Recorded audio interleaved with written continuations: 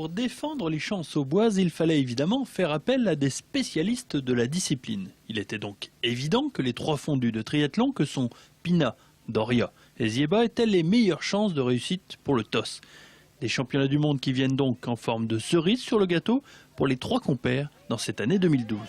Avec Greg Alex, on a décidé de finir sur cette belle course. Comme c'est pas trop loin, c'est à Nancy, c'est en France, c'est vraiment l'occasion ou jamais de faire une belle course. Et on a décidé de finir la saison sur ça, sur un duathlon. Une épreuve relativement exigeante pour les spécialistes de la discipline qui enchaîneront respectivement 10 km à pied puis 40 à vélo avant de terminer de nouveau par la course à pied avec 5000 mètres pour finir. Ça part très très fort, vélo très rapide et puis une deuxième course à pied encore plus rapide que la première parce qu'il n'y aura que 5 km.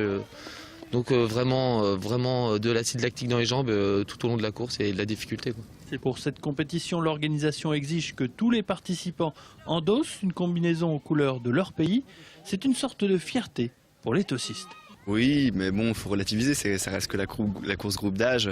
Mais c'est vrai qu'on est obligé de porter la tenue de l'équipe de France, donc on est quand même fiers de la porter.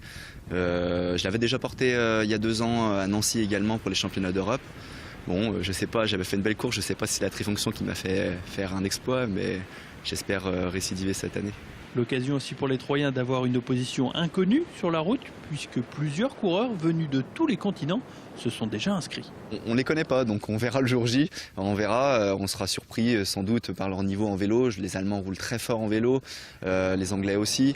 Même le niveau à pied, il y a 2 ans, j'étais vraiment surpris du niveau en course à pied. J'avais couru le plus fort possible, un peu plus vite que 18 km/h. Et je me souviens m'être retourné à plusieurs reprises pour voir si j'étais pas dernier. La priorité pour ces triathlètes ne sera pas de monter sur le podium, puisqu'ils courront sans repère par rapport à leurs adversaires. L'essentiel sera donc de se faire plaisir.